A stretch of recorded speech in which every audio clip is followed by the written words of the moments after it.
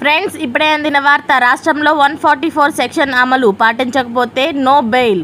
ఈ విషయాలన్నీ తెలుసుకునే ముందు వీడియోని పూర్తిగా చూడండి, అప్పుడే మీకు పూర్తిగా అర్థమవుతుంది.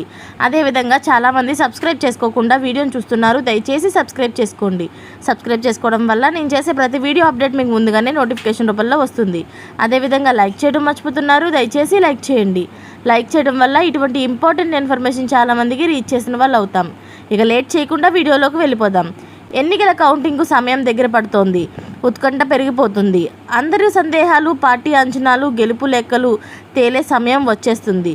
ఎవరు గెలుస్తారు అనే ప్రశ్న ఒకవైపు జనాలను, నేతలను గ్రిల్ చేస్తుంటే, కౌంటింగ్ సజావుగా ఎలా జరపాలనే సందేహం అధికారులను వేధిస్తుంది.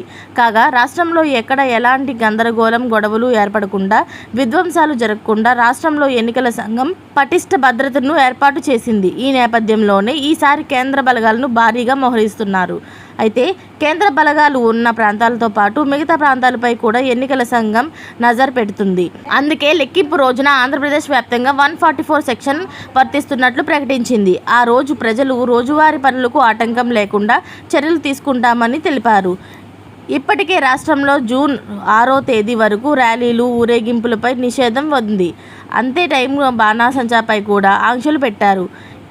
జూన్ 4న జరిగే ఓట్లు ఎక్కింపు కోసం 20 కంపెనీల బలగాలను బందోబస్తు కోసం ఆంధ్రప్రదేశ్లోకి దింపుతున్నట్లు ఎన్నికల సంఘం ఇప్పటికే ఘర్షణలతో హీటెక్కిన పల్నాడు, చంద్రగిరి, తాడిపత్రిలతో పాటు ఇతర సమస్యాత్మక ప్రాంతాలలోని ఈ బలగాలను మోహరించబోతున్నారు. ఆయా ప్రాంతాలలో అనువనుగుణ గాలించి అనుమానితులను అదుపులోకి తీసుకుంటున్నారు.